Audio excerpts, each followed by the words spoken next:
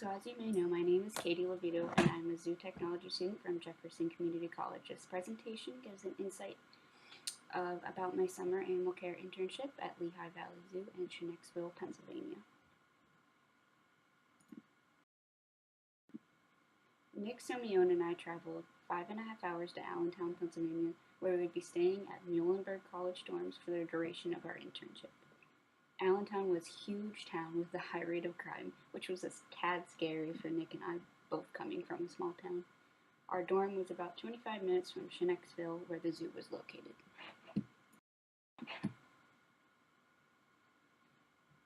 The zoo sits on a beautiful game preserve with bison and elk herds. They are managed by the zoo but are different than the zoo collection animals. The game preserve has educational signage throughout and hiking trails. It also has a creek known as Jordan Creek that runs through a majority of the preserve, and it has an amazing water crossing where you actually get to drive across the creek. In the picture in the middle, you can see Nick and I are standing outside of the bison yard, and then there's the sign in the first picture as you pull into the preserve, and the third picture is the water crossing. So here's a map of the zoo and the general layout.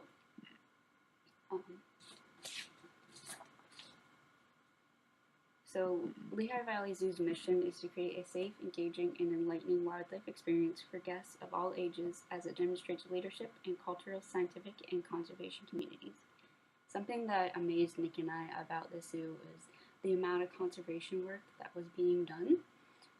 They had several species survival plans actually happening, and you will see that in some of the other slides where I explain the SSP successes. They also had a herpetologist who was actually doing conservation field work around the zoo and different counties around the zoo. So he was working for the Massasauga rattlesnake, and he was doing surveys, and he was leading an effort on their conservation. So that was pretty amazing. I've never seen this amount of conservation work. They are accredited by AZA, and they also are involved in a lot of educational events outside of zoo grounds. So they will go out and explain conservation to schools, bring animals, and it was just awesome. So a little history about the zoo. It was originally started by General Trexler. He was trying to save the North American bison from extinction by providing a place where both the bison and elk herds could roam freely without being disturbed. In 1935, the county of Lehigh took ownership of the preserve, and in 1974, they began the construction of the 29-acre zoo. In 2004, the Lehigh Valley Zoological Society assumed management of the zoo, as well as the daily management of the bison and elk herds that lived on the grounds. At the time, there was also herds of Palomino horses, but they are no longer there. So the first routine I was on was the carnivore routine. I was there Friday, Saturdays, and Sundays from 7 a.m. to 6 p.m., so it was quite a long day, but there's quite a bit of animals, and there was a lot of things that needed to be done. So the animals I worked with, as seen in the first picture, were Mexican gray wolves. I worked with kookaburras, raccoons, striped skunks, spotted skunks, North American river otters, black-footed penguins, snowy owls, ring-tailed cats, fisher, ravens, gray fox, porcupine, lynx, bobcat, and of course the fisher is in the middle, and on the the right side is the African penguins. So they did manage their Mexican gray wolves as captive wild, so what that means is it's a very hands-off management style. When you go to clean them or feed them, you cannot talk to them, you don't socialize with them at all, because what captive wild means is they are a backup population in case they need to be released into the wild. Mexican gray wolves are struggling in the wild and at risk of going extinct, But luckily, thanks to zoos and breeding, um, they have brought back their wild population numbers. But there was 3 males there, so they didn't name them. They didn't nothing. We weren't allowed to really look at them much when they were around. You looked at them enough to know that they were healthy. We did do knockdowns occasionally to make sure they were healthy, but other than that, they were a hands-off management style. They were only allowed natural enrichment, so that's stuff that they would find in the wild. Nothing unnatural could be put in their exhibit. So that was really awesome, and I've never experienced that before. The fisher in the middle picture, Gemma, she actually came from Rosamond Gifford Zoo. She was failure to thrive as a young fisher, and they brought her into Rosamond Gifford Zoo, and she transferred to Lehigh Valley Zoo. She originally was hand-reared. We were not allowed to go in with her, however, but she is very sweet, and her name is Gemma. So we did have species survival plan successes with the African black-footed penguins. So we actually had a pair,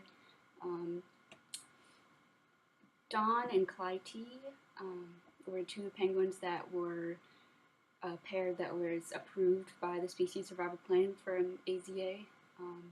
So they had a chick when we were there. She eventually was named Bahati. We watched her grow. We got to watch her be hand-fed. She was pulled from her parents. I want to say like 3 weeks, letting her parents raise her, so she could be hand-reared. We did hand feed her at all meals. And then we got to teach her how to swim in a small pool, which is really exciting. And then she got to go out and exhibit. The day after we left, she actually officially went on exhibit with all the other penguin colony, which was amazing. I got to see the process of them introducing her to the colony, which was, introduction barriers. They could see each other, but they couldn't get each other. And that went really well. And then eventually she was put on exhibit. What I liked best about this routine was all the personable animals. Every animal had a big personality and was always happy to see you. I wouldn't say happy, but, know there's food. So the next routine is small routine. That included things like the Dharma wallaby, lorikeets, lemurs, zebra, ostrich. The reason the zebra and ostrich were on the routine is because they just got in the Maasai giraffe, and that had given large routine a lot of work. So those 2 were added to the small routine. So small routine does do some animal exhibits, but mostly it prepares diets. So I've actually watched 2 introductions on small routine. So the wallaby, we actually got another wallaby in that was done with quarantine and was ready to be introduced. So again, we did the visual barrier where they got, the howdy barrier, I should say, and they got to see each other, and the introduction went super well. They never had a problem. They did excellent together right away. So the lorikeet introduction was a little more involved. I actually got to see a written plan of the lorikeet introduction, and I will explain a little bit of that. So before they do an introduction, they create a whole introduction plan and make sure that everybody is aware of that plan. So before they were introduced, we installed new perches. We made new hiding areas. We made tons and tons of enrichment items. We made sure there wasn't going to be enough staff in that day to do observations round the clock. But first, before any introduction was done, where they could get to each other introduction was done, we did a howdy barrier. So they did see each other for a few weeks, if not more than that. I think it was a good month, because it's stressful with birds, and they get stressed easily, and you don't want to push that too far. So we got in 6 dusky lorikeets, and there was already some rainbows and some foresters lorikeets in there. So again, we removed the howdy porch. We allowed the duskies access to the exhibit first in the morning. They did not go out, however, so that did not go according to plan. So we decided to let the other lorikeets, the resident lorikeets, out first.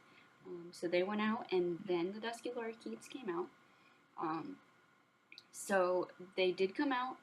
Everything went actually really well. We did do observation, so we looked for any signs of stress. We looked for like over grooming, anything like that, but none of that happened. There was one little spat, but then it went over really quickly. The duskies kind of just stayed to themselves. They still kind of do that now. However, they will interact with the rainbows and the other lorikeets too. So that went really well.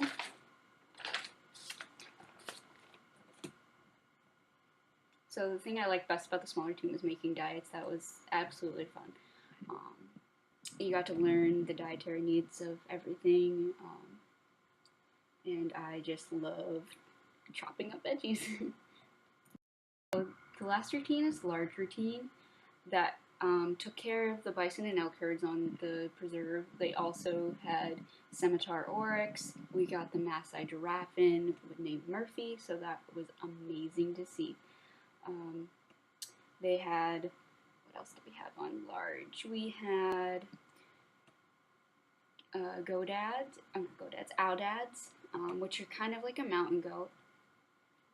We had kangaroos. They were red kangaroos. No babies, unfortunately. There was... it's hard to remember because there was a lot of animals. They also had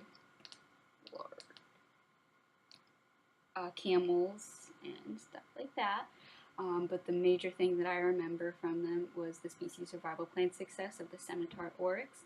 So these guys actually were extinct in the wild until zoos did reintroductions of them. So that is pretty awesome to have. Actually, there was a species survival plan success. Donner is seen in the top picture, the mom, and the new baby, which turned out to be a boy. The dad was called TikTok. He actually has incredible genes, so they were wanting him to breed. So we did end up with one calf when I was there. Another thing awesome to see was they had just gotten in the Maasai giraffe, Murphy, when we arrived. So we were finishing up the exhibit, and we actually got to see that whole exhibit be done, and we got to help with it. So we created a natural barrier of boulders around, and there was just a smaller fence. So it was kind of a visual barrier for him, and he also wouldn't want to step on it. So what we did was we had to go and survey the exhibit where all the boulders were laid. We had to make sure that there was no gaps and there's no way that he would try to climb those rocks. So that took a couple weeks, and then officially the exhibit was done. So we did probably scan that exhibit like 100 times, making sure that everything was safe for him. And then he officially got to go out, so that was really amazing to get to be a part of. And we also got to witness the first giraffe feeding, so we built a feeding deck, and I think we were there like the first day it opened, and he did so well. Murphy is 16 and 15 feet tall. He's kind of short for a Maasai giraffe, but he is super sweet. He loves people, so he does really well with the feedings. So overall, I really enjoyed the experience at Lehigh Valley Zoo.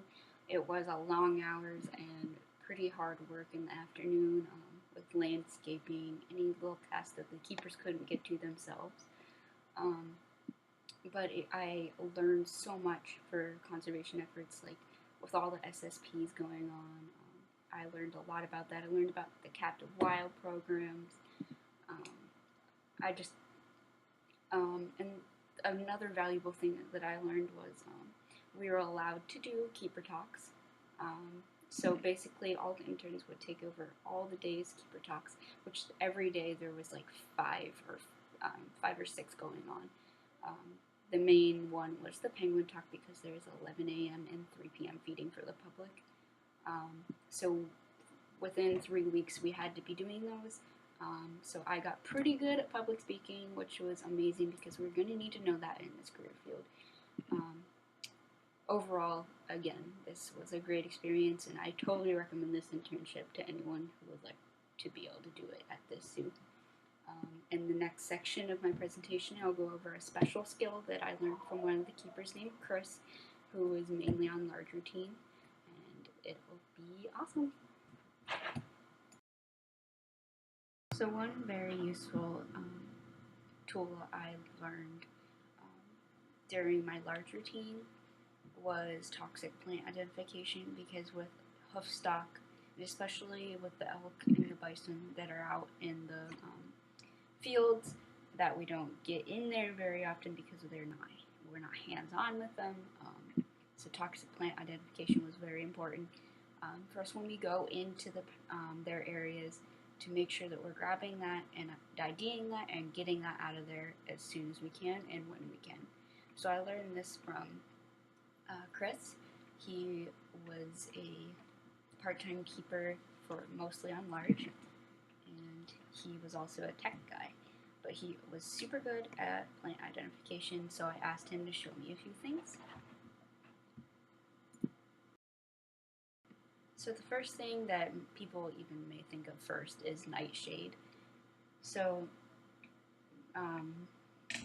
nightshade, the leaves are egg-shaped, 1 to 3 inches long. They have wavy edges. The flowers occur in small clusters, white, usually light, with 5 lobed and 1/4 inch across. The plants produce like a berry-like fruit. The berries are smooth.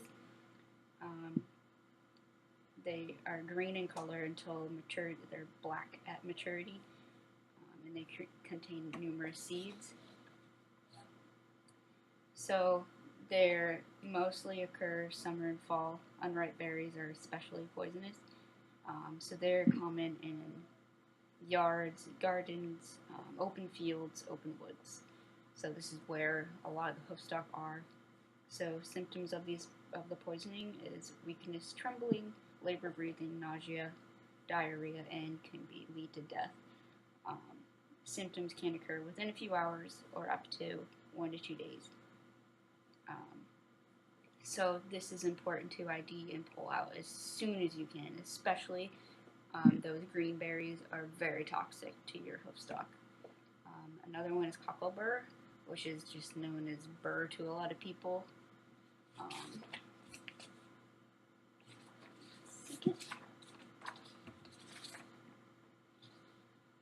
So these are an annual plant, reproducing only by seeds. They have like a woody, stout stem that is hairy and rough to the touch. They can be reached 2 to 4 feet tall, so they can get very large. So it's important that we get them soon. Stems are branched and spotted with red. Leaves are long, simple, and vary from heart-shaped to kidney-shaped. The leaf surface is hairy and rough to touch. The flowers are small and green and born together to cluster in axils. So the burrs, most commonly people know them when they're brown, and that's when they're ready to be picked off. Well, they'll get on the animal. But before they turn the brown color, they're greenish with purple. So they occur in all seasons. They are very common in fields. So some symptoms of the burr are loss of appetite, bloating, paralysis, birth defects.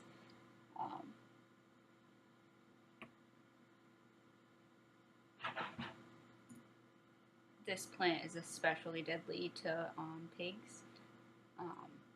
These symptoms can be noticed a few hours, but then or in 2 days. Death can occur in 3 days if it's not noticed right away. So it's really important that we get those burr plants out of the enclosures. Anyways, they're annoying to us anyways because they get all over our clothes, but they're very deadly to the animals, especially hogs. So another one you may think of is poison hemlock. They are all parts of the season.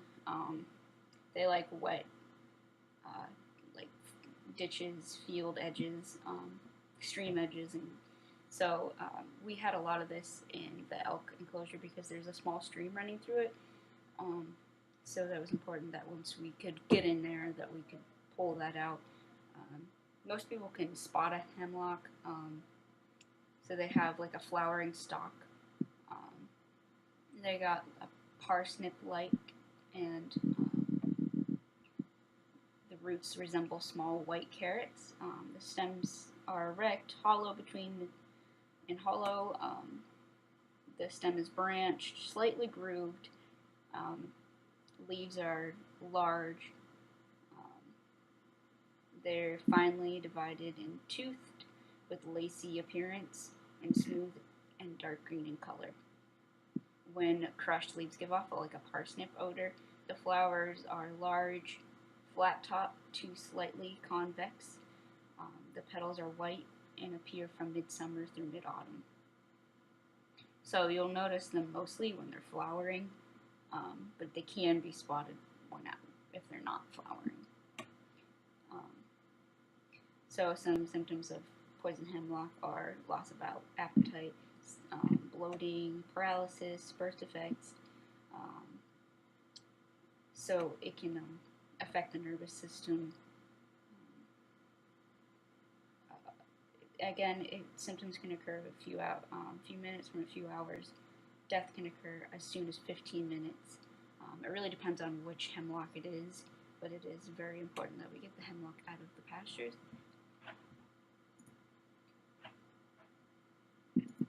You might not think of is horsetail. It looks like baby pine tree growing up. I've never heard of this one. I heard of it when I got there. So spring and summer is when they're most likely seen. They affect sheep, cattle, and horses. They like damp, wet places, roadside fields, gravelly soils. These ones are most commonly in Minnesota. However, they were on a list that we were provided with to look for, so I don't know if they're just spread or if it's just something we want to be aware of. But these are not hard to miss because they do look exactly like baby pine tree sprouting. So they look like a small evergreen tree. So it's very, very easy to tell these. They create spores like pine cone structured, so they're very noticeable again. So these symptoms of these poisoning: staggering gait, rapid pulse, difficulty breathing, diarrhea, emaciation.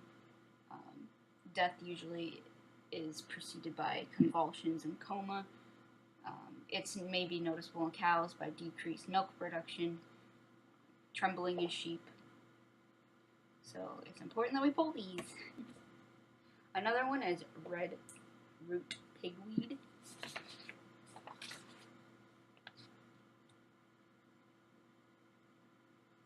And these are known as nitrate accumulators.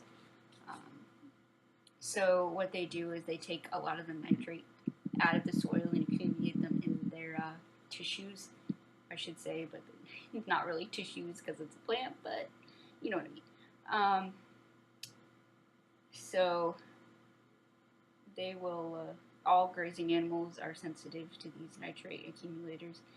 Some other ones are common lamb's quarters, and the one I'm talking about is red root pigweed. So some symptoms of these are increased salivation, labor breathing, weak pulse, muscle tremors, vomiting, diarrhea, suffocation, and death. They the symptoms are pretty quick, 2 to 6 hours after eating. Um, so these, again, like all these plants, are important to spot and get out of their animal enclosures. Another one is chokecherry. We may all have seen these at one point in our lives. They're the red berries, but before they're berries, they're actually flowered. They look like a large shrub or a small tree. They can be 4 to 25 feet tall, so they should be pretty noticeable for you to pull out. The bark is gray to brown, smooth, and scaly. The leaves are ovate shaped, 1 to 3 inches long, and the flowers are white or pink, produced in clusters and 3 inches long. The fruits are like the small cherries, red at first and then turning purple to black at maturity. So they like along streams, open forests, fence rows, woods, prairies. So this is animal pasture territory.